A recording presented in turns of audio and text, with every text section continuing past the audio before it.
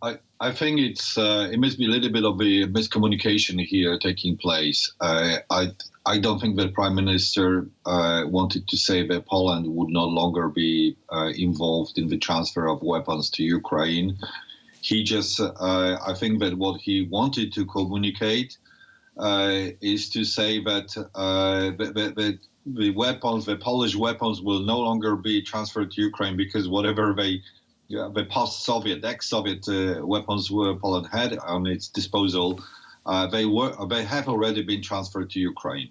So at this point in time, Poland almost transferred all the old equipment and is arming itself now with the F-35, with HIMARS, with the K2 tanks. So it's arming itself with the modern Western equipment.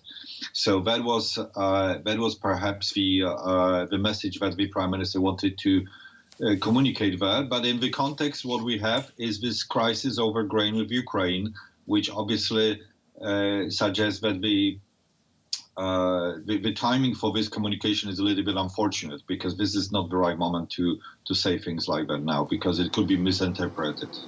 Remind us about the crisis over grain. I mean, this has a lot to do, actually, with the Black Sea grain deal being blocked by Russia, or rather no longer renewed, you know, and the pricing of grain as it's heading to Europe. Tell us a little bit more about what's been happening and why these tensions erupted in the first place.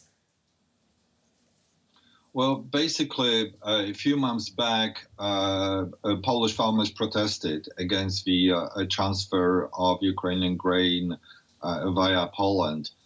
Same thing happened in Slovakia, Hungary, Romania, a number of other countries, because this grain, instead of being transferred via this country, was basically flooding the markets in these countries, which you know, undercut prices for the domestic farmers. And then Poland turned to the European Commission to ask for the embargo on the import of Ukrainian grain, but request was granted, and until recently there was an embargo on the import of this grain specifically to Poland and a number of other countries bordering with Ukraine, but still the transfer routes were being maintained. And what Poland is, now this embargo ended, and Poland wants to continue with its embargo. And it's saying it continues to ensure the transfer of Ukrainian grain via Poland, but it does not want this grain to end in Poland itself. So that's in a nutshell. But what we've been seeing playing out now, you know, over this last day regarding these statements, it might be so, you know, shocking for people to see that Poland, which is internationally seen as one of the staunchest supporters of Ukraine's war effort, essentially, you know, raised now this criticism, one of the largest military donors of aid. How big a blow is this to Ukraine's armed forces, to its war effort, or is this really just about Poland facing parliamentary elections coming up? Well, elections are a very important element in all of this.